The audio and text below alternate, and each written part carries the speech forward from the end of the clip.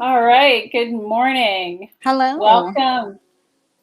Welcome to the Wellness Movement. I am Julie, and you are watching Spanglish World and Her Network on Zingo TV channels 250 and 251.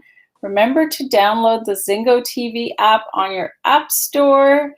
And Zingo TV is also available on Google Chromecast, Amazon Fire and Fire Sticks, Roku and Roku Sticks on all smart TVs from 2016 forward. And we have Cass. Hello. That was very good. Well done. Thanks. I like your new jingle. I was jamming to it, if you could see that. Couldn't. Very nice. Woo. So, how is sunny California? It's sunny every day. Yeah. Okay. So we have 6 centimeters of snow. No, 6 inches of snow. Okay. Today. So whatever. It's Canada, so sure. We were having plus 20 degrees sunshine. I got a pretty wicked, I'm not going to show you too much, but I got a pretty wicked tan Monday. And now we're back to snow. Sure. Whatever. Let's just deal with that. Nice. Yeah. Meh. It's fine. Sunny here. That's all I care about. I looked outside and I'm like, oh, it's so sunny. I read a good little quote this morning. I don't know who said it, but it was, we're constantly given little challenges to make us stronger, and we can either wither and die from our wounds, or we can grow stronger and live a better life. So I suppose this is just an extra challenge for us to go through right now. And hey, in Ontario, where are we going right now? Nowhere, because we're in another lockdown. Number 57. I don't know what we're on. Awesome. Yeah. I'm so sad to be missing this lockdown. You might not even be able to come back. Oh, darn. I don't know. What a shame. I don't think they're closing the borders. Who knows what they don't know what they're doing. So it could be a gamble as to what they're going to do. But oh well, if you're stuck in sunny California, what a shame. Would you really be sad? Other than you don't get to see your puppies, that would be it. Don't get to see my puppies or my guy. Right. You got Zoom, you got FaceTime. That would be fine. Not exactly the same, but it'll do. It'll do. I think I would miss them more if there wasn't that. Mm-hmm. So here I am sipping on a cafe mocha. Tell the people what you're doing. I'm sipping on water. Which has basically been your only diet for 11 days? No, 12 days? 12 days. Well, this is day 12 of a 14-day water fast. So let's talk about that. Because what? Go. What? Go. So now, full disclaimer, which I know you put up a lot, is that no one should try this without medical supervision. Exactly. But you are in a proper facility where you are doing a 14 day fast, which is the only thing you are ingesting is water in order to reset your system. I mean, for many health benefits, which I'm sure you're going to elaborate on in a minute, but that is it. It's not like you're sneaking in, I don't know, corn chips somewhere along the way. Anything and everything. It's just like no gum, no nothing. Are you allowed to brush your teeth? No gum. No, you can't brush your teeth. So maybe your man is not so upset that he's not with you right now. I can't brush my teeth. They advised me not to have a shower in case for some reason I got faint in the shower and passed out. So yeah, no shower. I'm just kind of sponge bathing. But I did steal this Well, I didn't steal it because technically I paid for the food. But this is a mango. You know Smells what really you good. remind me of? What's that movie with Whoopi Goldberg where she's a nun? Sister Act. And Yeah. she's like defiant when she becomes a nun, and they make her not eat food as punishment, and she tries to steal a tomato from the garden. That's what I feel like you are doing right now, where you're like, No, I took this mango. I can eat it on Sunday, so I'm just letting it ripen. Just gonna hang out there underneath my hat, contraband. But yeah, no water. No, I don't put any salt or minerals or anything like that in the water. It's just plain distilled water. And just to explain it to the people who are watching, why you want to be doing this under medical supervision is I have my blood work done every single week. They do a urine test. They make sure that my electrolytes are in balance. And so if you try and do an extended water fast, so an extended water fast is pretty much anything over 3 days. If something goes out of balance in your body for whatever reason, then if you're not doing those tests, you have no way of knowing what's going on. Plus, I see a doctor every single day. A doctor comes in and checks up on me and asks me, how am I feeling? How am I sleeping? Am I getting dizzy? Because those are things that can pop up for people, right? Am I nauseous? Am I dizzy? And if there's too much of those symptoms, they can take me off the water fast, shift me over to veggie broth, and like transition me, right? Because it's a bit of an experiment. You don't know how your body's really going to respond. Right. Some people really struggle, but that's generally if they have a poor diet coming in, then they're going to really struggle. So speaking of that, I mean, so you are a very healthy, health conscious person. You have a very good diet. What was your thinking behind doing this water fast? What is it that you're seeking from it that is beneficial? Why did you do the research? And I mean, go to this place in particular. What is it that your end results are? So I've been researching, or I've known about the work at True North probably for like a good 4 or 5 years. Okay. And the gentleman who founded this facility, Dr. Alan Goldhammer, I've heard him sort of like lecture at different talks over the years. And all of those talks are usually, you can find him on YouTube, like with some of those live talks he gave are up on YouTube. And so I really was interested in the results that he was getting with patients. Like he has people who have cancer, reverse cancer, high blood pressure, type 2 diabetes, all sort of the diseases, what he calls diseases of dietary excess, which is what they are. Most modern diseases are diet and lifestyle diseases.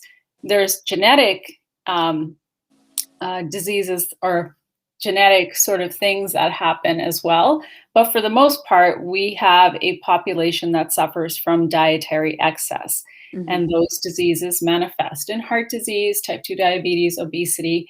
For me personally, or autoimmune conditions too, although autoimmune conditions there's also a chemical toxicity factor that people have to be aware of. So for me personally, I have a thyroid condition, hypothyroidism. I've done a lot with my diet. I've managed to get myself off my medications, which is huge. A lot of his thyroid patients that come in, they're still on medication, so I wasn't on medication. But I just wanted to see what would happen if I actually underwent a fast and how my body would respond. So that's what I'm curious about. I'll have to do blood work about a month after I leave here to see what's going on with my body, but hopefully it works.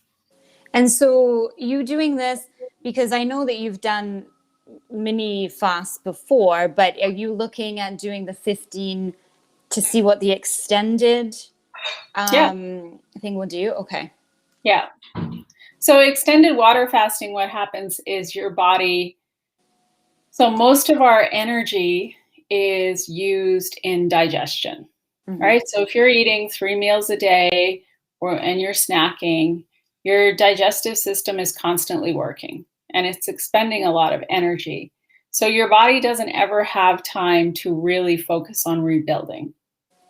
You know, there's people out there who do intermittent fasting and there's value to that, like whether they're doing a 16-hour or 18-hour fasting window, but that's still not the same as doing a fast that lasts for several days, right? So the longer you're in fasting, the more time your body has to reset itself.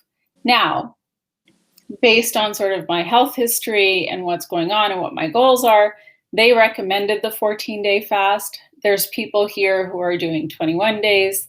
There's 2 or 3 people. I think there's 3 men here who are doing 40-day fasts. So, Oh my gosh. yeah. Whew. All right. Now I'm assuming that they're kind of seasoned pros. They're not just like coming off of a crappy diet and being like, I'll do the 40-day. Thanks. Yeah, one of the gentlemen has cancer. So he's very motivated to try and see what will happen. Now, generally what happens with cancer patients is that they do see a reduction in the size of their tumors. And so there's usually an improvement. Of course, it varies from person to person. The other guy who's doing a 40-day has a very clean diet, just like me. So I just want to address what's a clean diet, what's not a clean diet.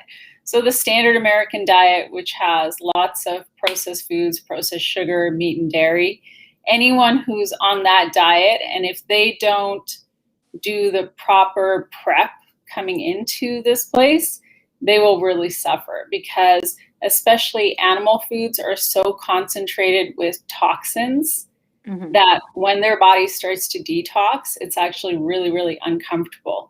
If on the days before coming here, you transition to a whole food plant-based diet and are eating more raw fruits and vegetables, more whole plant foods, then the transition over is a little bit easier, because your body starts to detox while you're still eating. And then it's a little bit easier as you're detoxing the first few days, but you actually detox all the way through, right? But so that's kind of the theme I'm seeing. The people who are more mindful of what they're doing the 4 or 5 days before they come here have an easier time. The people who go out and have a bunch of ribs the night before, right, and drink some alcohol, they really suffer. So, and this place advocates for a whole food plant-based diet that's free of salt, oil, and sugar, because all those 3 chemicals have adverse effects in the body, although most people kind of ignore them until they get sick. So then once you're done this, so day 15, I'm assuming they're not like, now we go to the all-you-can-eat buffet and have at it. Like, I'm assuming they're now going to reintroduce you to specific things. Are there certain things you're supposed to eat first? Like, is it you're supposed to introduce, say, vegetables first, and then you can go into more complex things? Or is it just, what is it that you first start? Is it like soups, or can you go straight to solid foods? No, you can't go straight to solid foods. Juice, and they have a guideline for depending on the number of days you fast. So if you're fasting for 7 to 10 days, you have to have at least a day of juicing. Then you move on to raw fruits and vegetables. Then you move on to steamed. Then you start to incorporate some, there's like this whole sort of 5-day protocol, and it's very organized. So they don't just go, all right, you're done fasting, here you go. Because you want to. Yes, I was chatting with a friend of mine.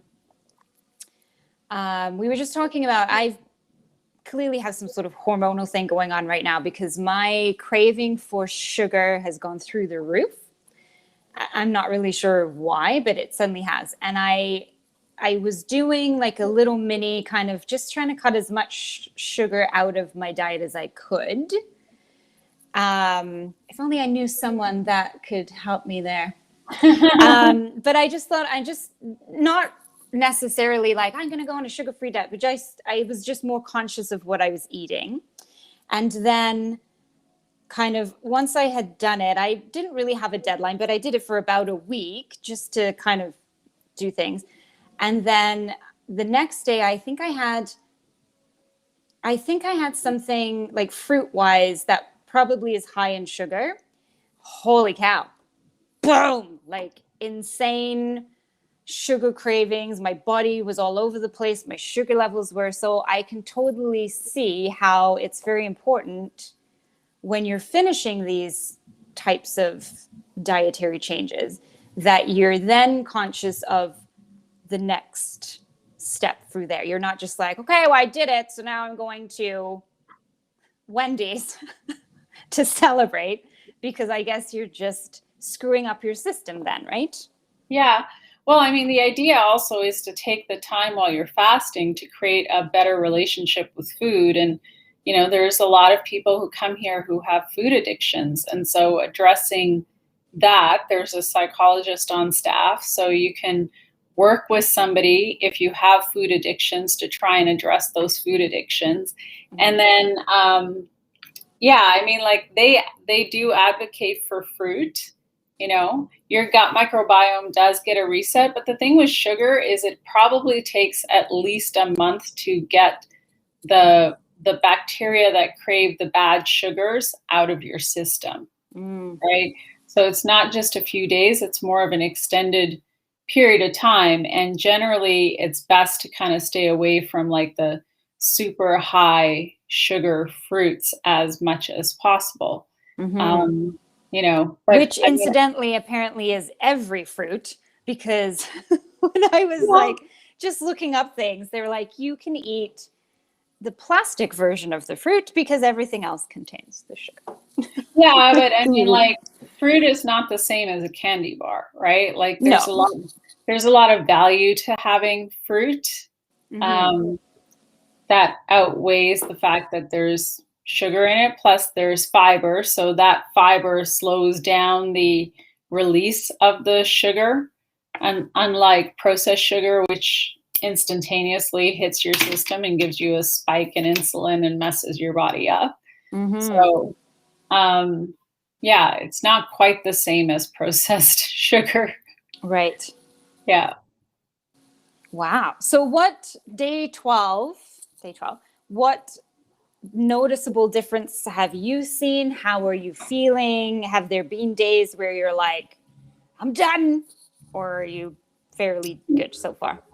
No, I mean, I had days where I was like lower energy.